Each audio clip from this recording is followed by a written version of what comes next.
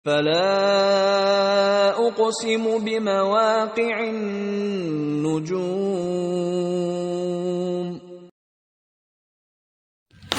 Bismillah, Assalamualaikum warahmatullahi wabarakatuh. Kaum muslimin, hari ini kami akan menjelaskan tentang fitnah ahlas. Apa itu fitnah ahlas? Hadis yang mengabarkan tentang 3 fitnah besar, yaitu dari Abdullah bin Umar radhiyallahu anhu. Dia berkata, kami duduk-duduk di hadapan Rasulullah, lalu beliau menceritakan tentang fitnah-fitnah.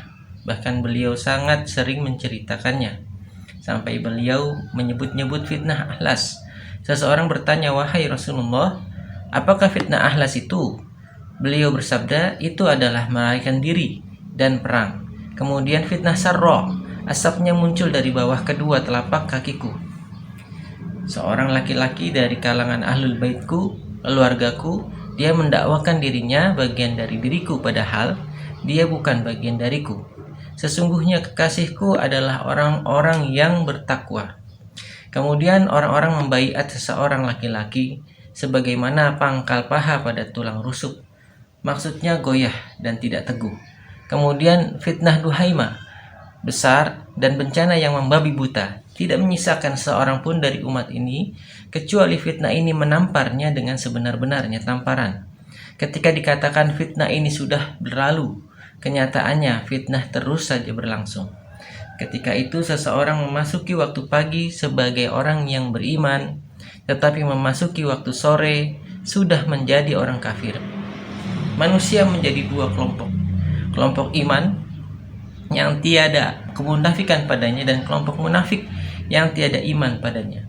Apabila seperti itu keadaan kalian, maka kalian tunggulah Dajjal pada hari itu atau esok harinya. Hadis riwayat Abu Daud, Sunan Abi Daud, Kitab Al-Fitan wal Malahim, Al-Musnad Al-Mukatsirin, hadis nomor 6173. Ini hadis yang sahih insyaallah. Sanadnya Az-Zahabi mengakui kebenaran ucapan Al-Hakim yang mensahihkan.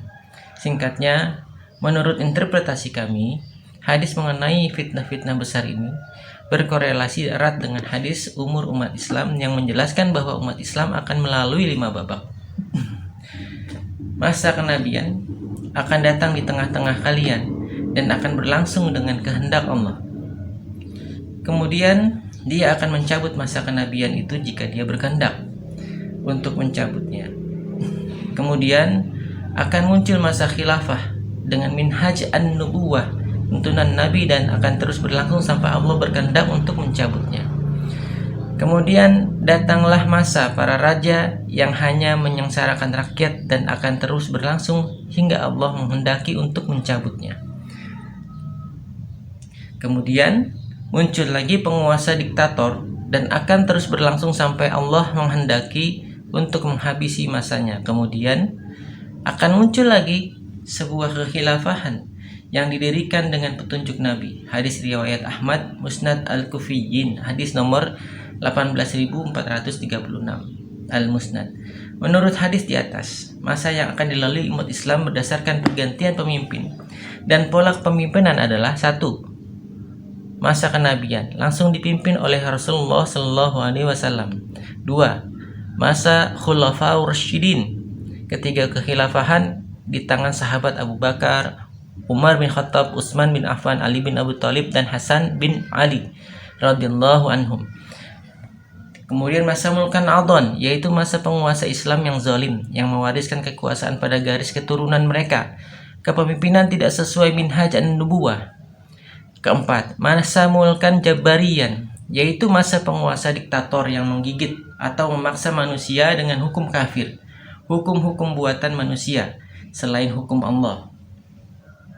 Kemudian yang kelima, masa kekhilafan Al-Mahdi yang sesuai dengan minhaj Nabi.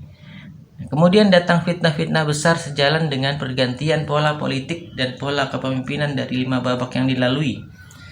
Secara berurutan, fitnah-fitnah besar ini dimulai sejak dari masa Khulafaur Rasyidin, kemudian di masa Mulkan Ad-Dhan, yang raja-raja mewariskan kepemimpinan kekhilafahan kepada garis keturunan atau sebagai pola dinasti. Dan di masa Mulkan Jabarian juga yaitu masa-masa raja-raja yang diktator yang memaksa manusia dengan hukum selain hukum Islam.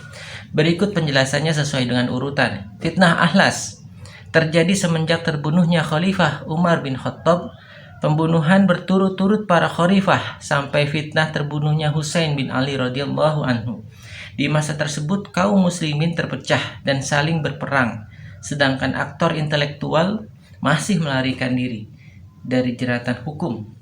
Ini sesuai dengan arti dari ahlas, yaitu perang, pembunuhan, dan melarikan diri. Dalam sebuah hadis, Atsar sahabat menjelaskan bahwa Khalifah Umar radhiyallahu anhu adalah pintu yang menahan fitnah besar. Lalu pintu itu hancur dengan terbunuhnya Umar radhiyallahu anhu. Potongan hadisnya, para sahabat bertanya kepada Huzaifah, siapakah pintu itu? Huzaifah berkata, pintu itu adalah Umar. Hadis riwayat Al-Bukhari.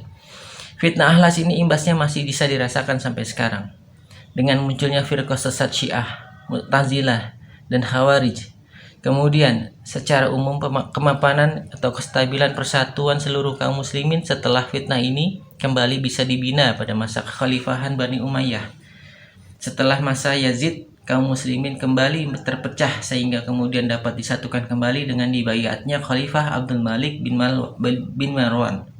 Kemudian secara kronologis mewariskan kekuasaannya kepada 4 orang pengganti yang berasal dari garis keturunannya, Walid Sulaiman, Yazid bin Sulaiman, dan Hisham. Masa peralihan antara Sulaiman dan Yazid bin Marwan diselingi oleh tampilnya Umar bin Abdul Aziz, dan terakhir Walid bin Yazid sempat juga memerintah selama 4 tahun. Kemudian secara beruntun berbagai kudeta pemberontakan silih berganti, akhirnya Bani Abbas dapat mengakhiri riwayat Bani Umayyah. Inilah awal terjadinya fitnah Sarro, fitnah yang kedua. Fasabbih bismi rabbikal azim.